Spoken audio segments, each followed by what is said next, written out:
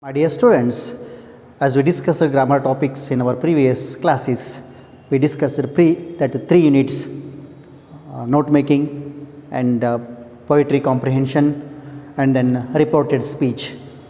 And as I said in my previous class, today I am going to start text. Starts with the poetry section and the title is Romeo and Juliet. It is written by Romeo Juliet. It is a romantic tragedy. It is a romantic tragedy written by William Shakespeare. William Shakespeare, he was born in the year 1564 and died 1616. His lifespan. And English poet and playwright, well known poet and playwright, and his sonnets are very famous. His sonnets are very famous and highly celebrated personality in English literature and widely regarded as the greatest writer in the English language and world's preeminent dramatist, the most successful dramatist of the world. And he wrote 37 plays.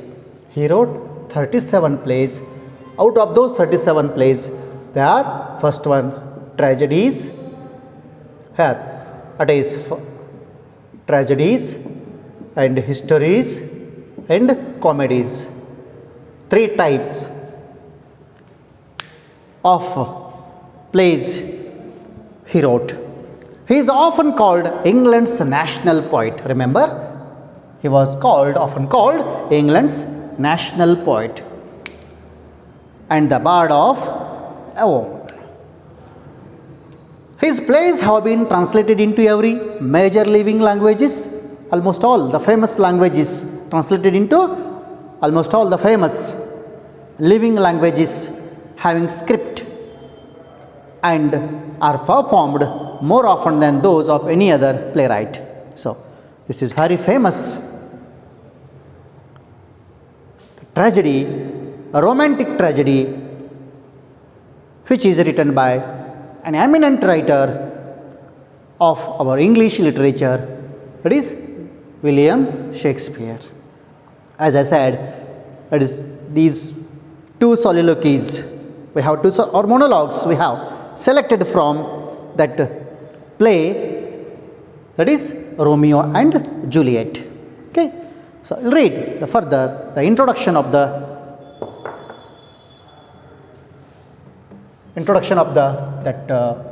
play. Better call here poet because we read under the poetry section.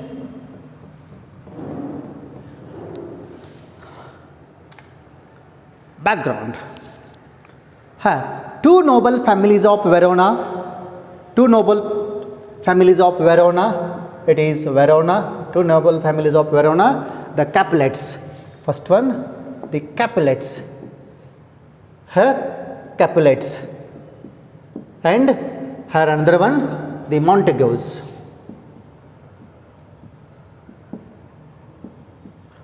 Capulets and Montagues were sworn enemies. Here, two eminent sworn enemies. Romeo and Juliet belonged to rival families, to mutual families. Old Lord Capulet hosted a grand supper,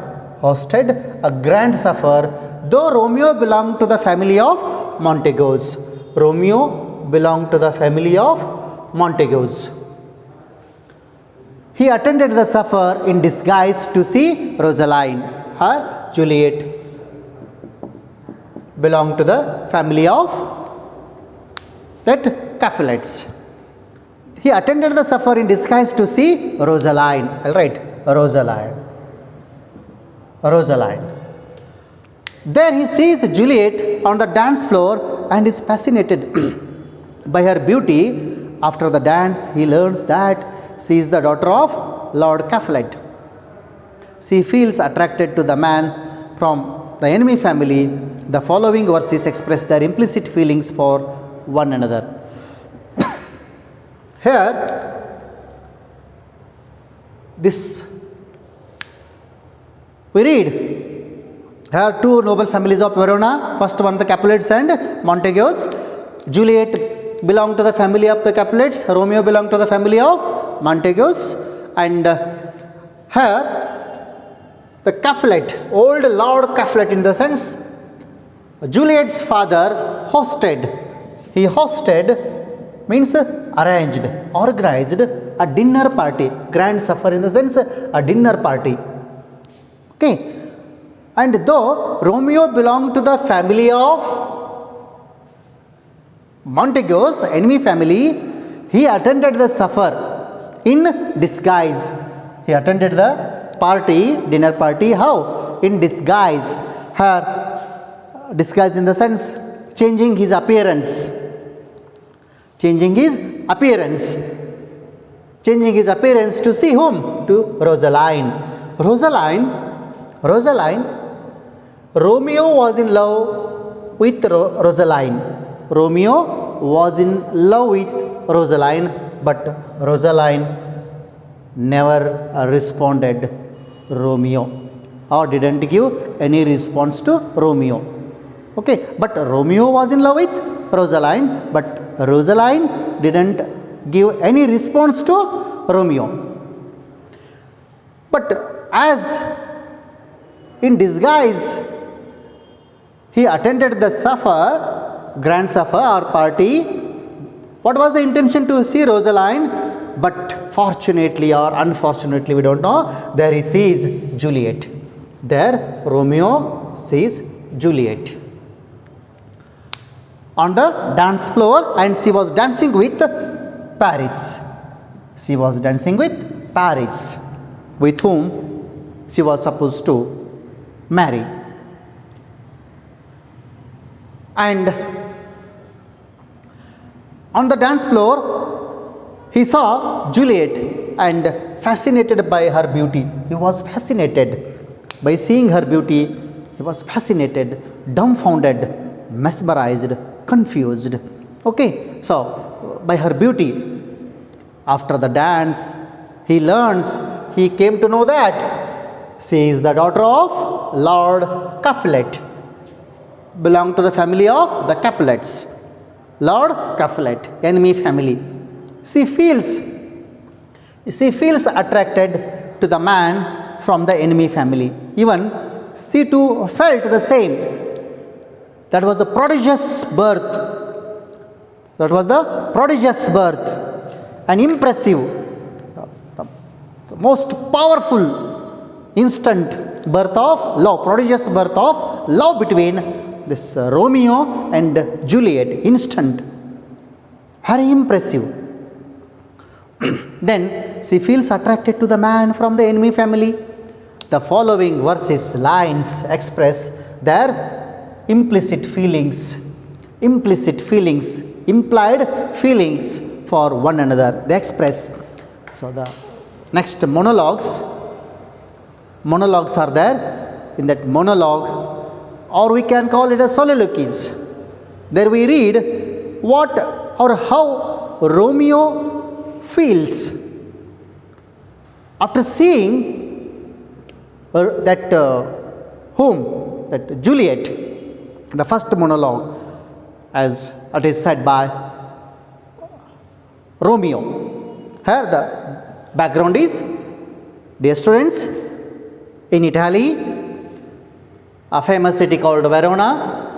In that Verona, two noble families were leading their life. One was of the Capulets and another one was of the Montagues. And these two families were sworn enemies, and there was a firm enmity between these two. And here Romeo belonged to the Montagues family and Juliet belonged to the Capulets family, of course.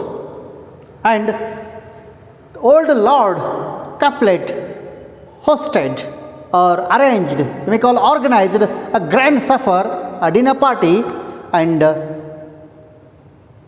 there the Romeo attended. What was the reason to attend that party? Though he was not invited, the reason was he came to know that his Rosaline was in the list of the guests. That is why he attended the function to see his Rosaline. He was in love with Rosaline, but Rosaline, she never had that feeling towards Romeo. And at that time, Romeo saw Juliet, who was on the dancing floor, and she was dancing with Paris. By seeing her beauty, that divine beauty,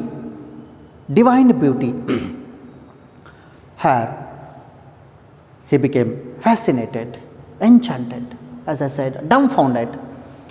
After the dance, he came to know that she is the daughter of Lord Capulet.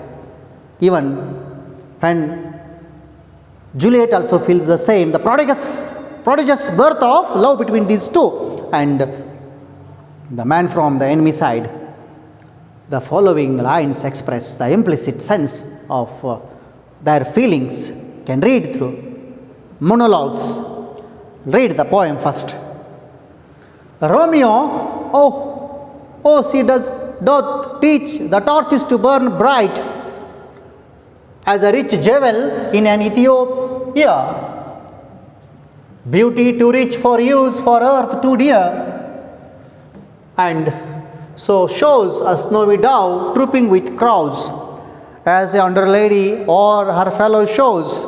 The measure done, I'll watch her place of stand, and touching hers make blessed my rude hand. Did my heart love till now forswear it sight, for I never saw true beauty till this night. See the last line. Though he was in love with Rosaline, Juliet's beauty impressed him. That is why in the last line, in that monologue, he says, I never saw true beauty till this night. Okay. Here, this is Romeo, Act 1, Scene 5. It is taken. Next one, Juliet's monologue. Okay. Here, come night, come Romeo, come, thou day and night, for thou will light upon the wings of night, with whiter than snow, new snow on a raven's back. Come, gentle night, come, loving black broad night. Give me my Romeo, and when I shall die, take him and cut him out in little stars, and he will make the face of heaven so fine that all the world will be in love with night, and pay no worship to the garish sun. Juliet's monologue is taken from Act 3, Scene 2, and Romeo's Act 1, Scene 5. Now, today in this class, we will read about Romeo's. How Romeo feels, how Romeo expresses his implicit feeling, his that mesmerization towards whom? Towards the beauty of the Juliet. See here? Doth teach the torches to burn bright. It's an archaic language. DOTH. Doth means does. She does teach the torches to burn bright. Exclamatory mark is there. Exclamation. Juliet teaches these torches how to burn bright, how to illuminate, how to give light, how to fade away night or darkness. See here, first line, she teaches the torches. Here, she teaches the torches. Torch. The word is used over here because in that time there was no electricity, and the party was going on in the darkness, in that night, and to illuminate that room, and torches were burning, and they were giving their light. That is why he says that her beauty surpasses the light of all the torches. light of all the torches. Her beauty is so beautiful that surpasses the light of all the torches. Her beauty surpasses the light of all the torches. It means her beauty was beyond the brightness of all the torches. See how he feels. Juliet's beauty was beyond, more beyond the brightness of all the torches. She teaches all the torches how to burn and how to give light. The first meaning of first line is she teaches the torches to burn bright, means her beauty surpasses the beauty of all the torches, illuminating, brightness, shining, glittering, so beautiful, heavenly beautiful, divine beautiful, he says. It seems she hangs upon the cheek of night. She hangs upon the cheek of night. What is the meaning of cheek of night here? Cheek of night means night. The personification, figure of speech, personification. Personification means a non-living, a thing is said as living. Okay, it's like that. One statue is there, showing the statue tells his story. Is it possible? But we feel. Okay, so her cheek of night means night itself. It seems she hangs in the night. And she was moving there on the dance floor. She was moving on the dance floor. However she moves, she hangs her the cheek of night. And it said that she was moving. It seems she moves in the night, and she outshines her brightness. So her radiance was more than any other thing. Okay, here in the night she was moving on the dance floor. She appears like that, as a rich jewel in an Ethiopia. As a rich jewel. Here, once again, it is simile here, comparison, simile. Here, it's a direct. She is compared to a rich jewel in an Ethiopia. What's the meaning of Ethiops? Ethiop, an African lady. Ethiop means an African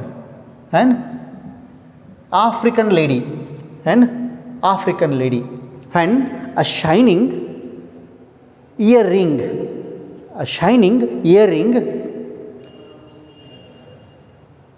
which is in the ear of a black lady, an African lady. Because of the contrast in color, it outshines. That ring outshines. Here, rich jewel is compared to Juliet.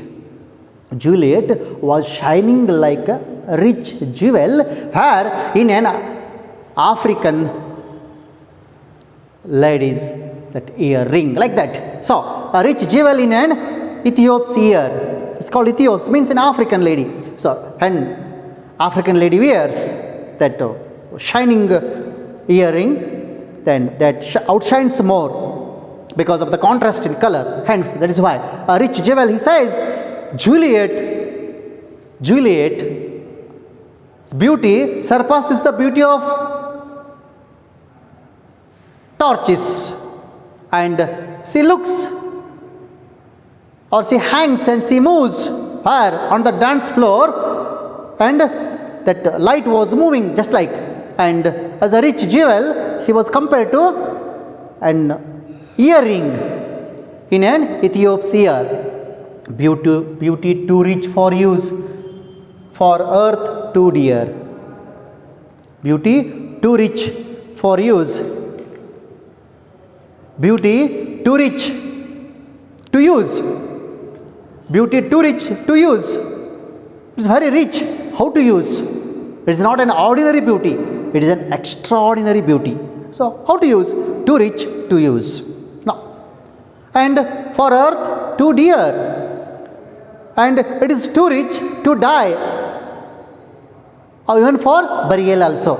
Here, beauty too rich to use, and beauty too rich to die, or for burial also. We cannot. So it is beyond. Here, the Romeo is speaking because of his that implicit sense, by seeing that enchanting beauty of that lady Juliet. So shows a snowy dove. So shows a snowy dove trooping with crows.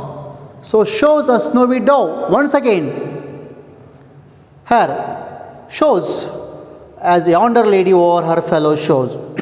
Here, the meaning, yonder means over there. Yonder means over there. Yonder lady over her fellows shows. Trooping means moving. So shows a snowy dove. Here, Juliet is compared with snowy dove.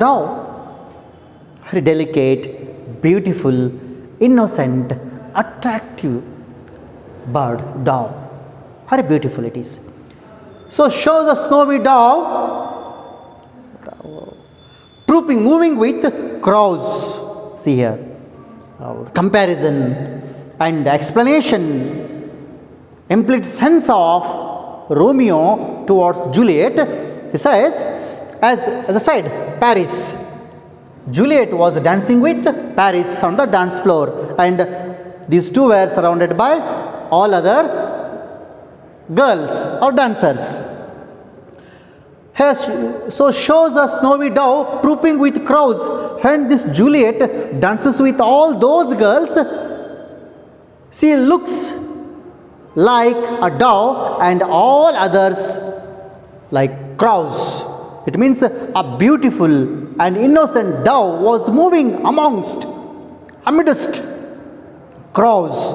So his love he considered as a dove and all others as crows. As yonder lady over her fellows shows, as yonder over there her fellows shows. Her fellows means with whom she was dancing. She was dancing on the dance floor with Paris surrounded by, and these two were surrounded by whom? By all other dancers, other girls. And when Romeo here he was looking at that Juliet and says, she was a snowy dove moving with crows over there with her fellows. He feels, see his implicit sense. So he was in hilarious sense. He was explaining the beauty of Juliet. The measure done. I'll watch her place of stand. The measure done. See, here after this part, after one phase, next another one phase. The measure done. What is the meaning of measure done? Here measure done in the sense dance ended. As the dance ended. Measure done means the dance ended. After this dance, I'll watch her place of stand. I will watch her place of stand. Where she used to stand, where she danced, I will watch her place of stand. So he wanted to feel the oneness with Juliet. The measure after the dance, I'll watch her place of stand. I'll go and watch her place of stand where she stood and where she had danced. So then, and touching hers, and intended, wished, inclined to touch her. Then what it makes? So, make blessed my rude hand. Make blessed my rude hand. Make blessed. He says, his hand was rude hand, ordinary hand. Okay, it's an ordinary hand. When he touches Juliet, his hand becomes blessed, extraordinary.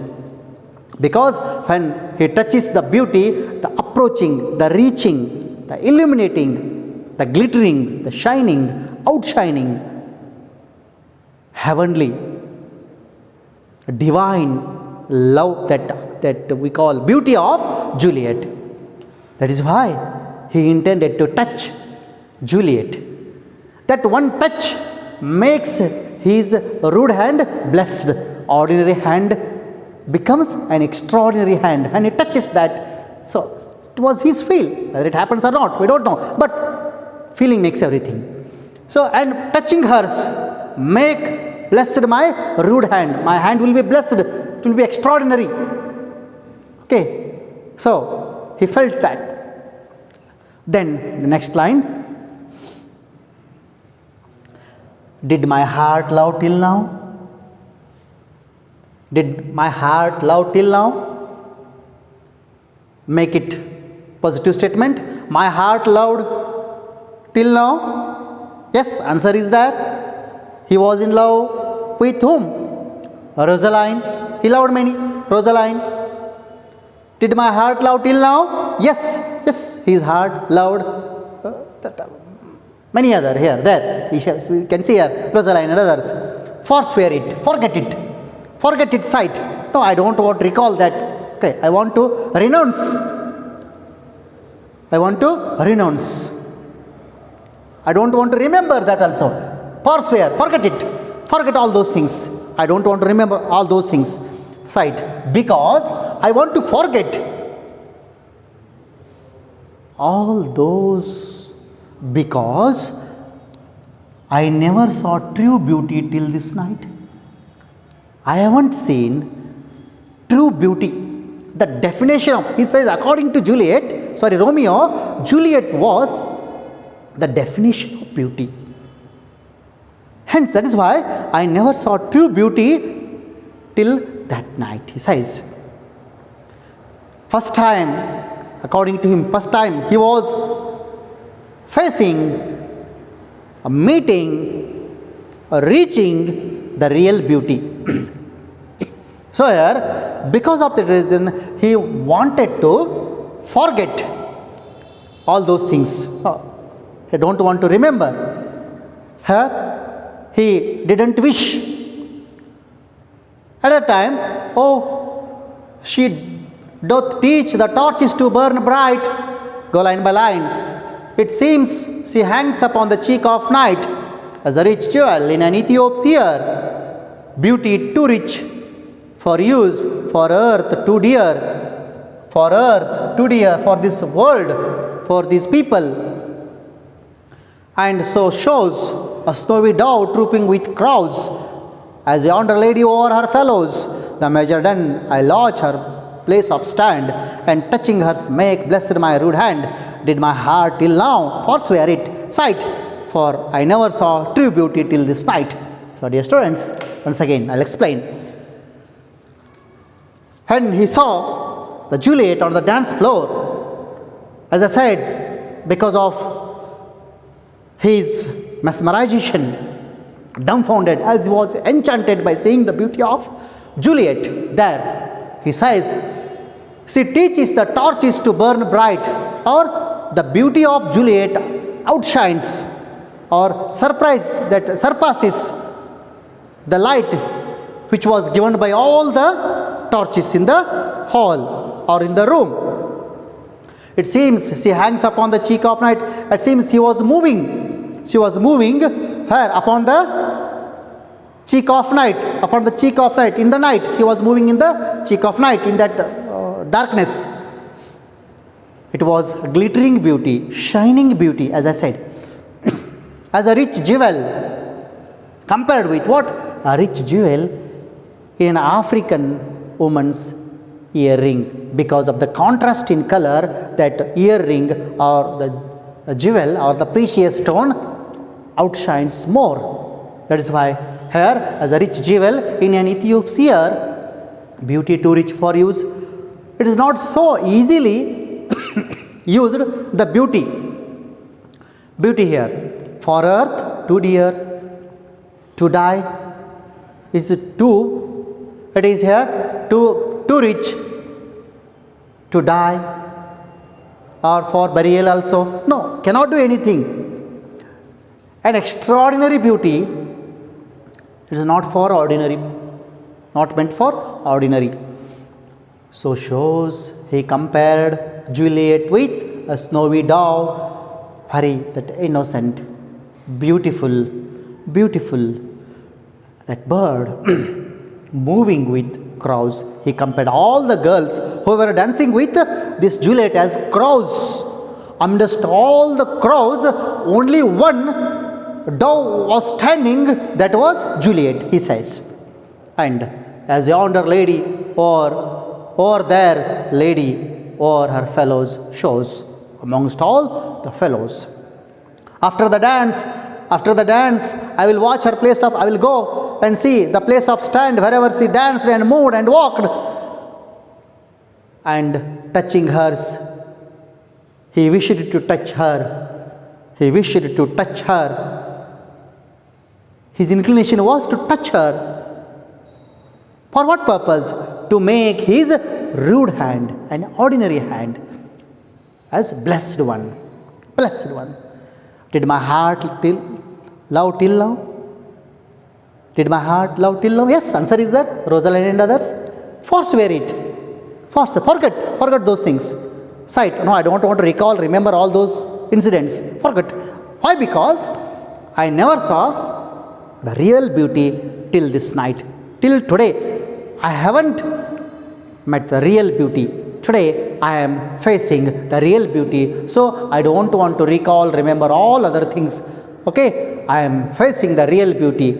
He says, by seeing the beauty of Juliet, he fell in love with Juliet.